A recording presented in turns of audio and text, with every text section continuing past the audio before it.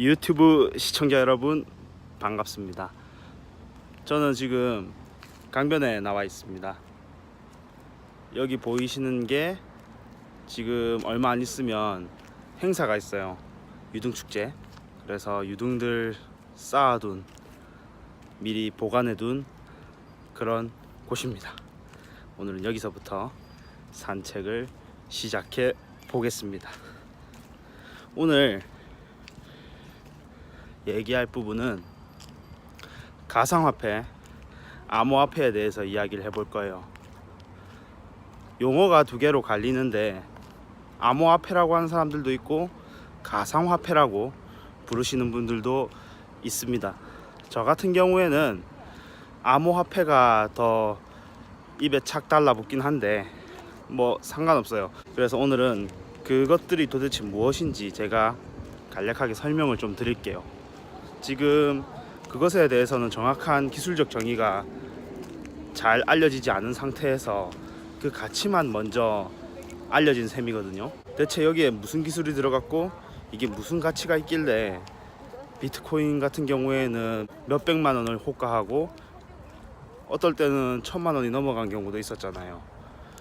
뭐 어떤 가치가 있길래 그렇게 어마어마한 금액으로 팔리는 건지 일부만 알아요.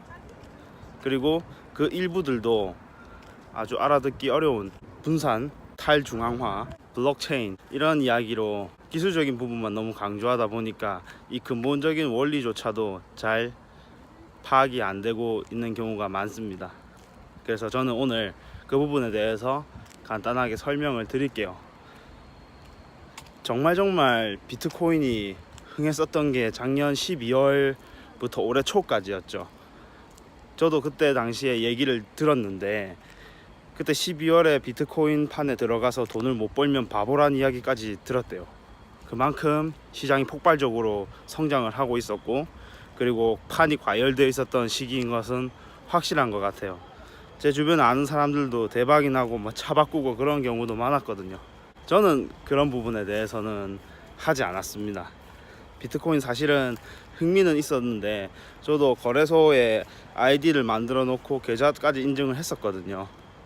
물론 처음에는 계좌 인증도 안 해도 됐었어요. 근데 저는 그 중간에 좀 애매하게 들어가 가지고 계좌 인증을 해야 되는 그런 시점이었는데 아무튼 계좌 인증까지 했어요.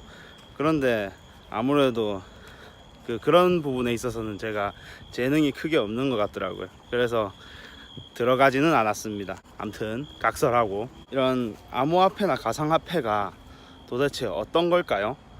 어떤 거길래 이렇게 사람들을 현혹시키고, 그리고 어떤 기술이길래 모두 이 기술에 대해서 중요성을 논하고 그리고 투기가 있더라도 활용을 해야 된다고 얘기를 하고 있을까요? 사람 10명이 모여서 땅 따먹기를 할 거예요. 그래서 땅 따먹기 방식은 이렇습니다.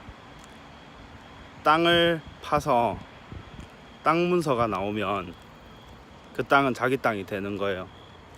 대신에 수첩에다가 자기 이름과 그 땅 문서를 파낸 사람의 이름과 그 땅의 주소를 적는 겁니다. 대신 각자의 수첩에다가 적는 거예요. 그러면은 10개의 수첩에 누가 땅을 가지고 있는지가 적히겠죠.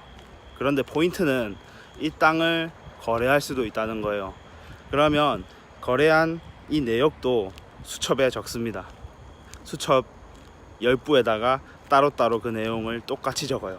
이게 바로 블록체인 개념입니다. 왜 블록체인이라고 하느냐면 이 10개의 수첩이 하나의 블록이 돼요. 그래서 이 블록들이 수첩이 엮여서 각자 서로가 서로를 검증하는 형태가 되는 겁니다. 그래서 만약에 누구 한 명이 아주 거짓된 내용으로 자기가 땅을 취득했다 이런 식으로 작성을 하더라도 다른 사람의 수첩과 이 자기 수첩을 대조하는 과정이 있어요. 그래서 다른 사람 6명 이상의 수첩의 내용과 자기가 쓴 수첩의 내용이 일치해야지만 그 거래가 정상적인 거래로 인정이 됩니다. 그러니까 집단이 서로가 서로의 거래를 감시하는 시스템, 그게 바로 이 암호화폐의 기본이에요. 그리고 왜 암호화폐라고 부르냐면 땅을 파서 나오는 그 땅 문서 있잖아요. 그 땅을 파는 과정이 바로 암호를 푸는 과정이거든요. 복잡한 계산식으로 된 그 암호를 풀어야지만 땅 문서를 얻으실 수가 있어요. 그렇기 때문에 암호화폐라고 부르는 겁니다. 여기까지예요. 이게 기본적인 암호화폐의 원리이자 돌아가는 작동 기전입니다. 이게 원리만 들어봤을 때는 되게 간단하잖아요.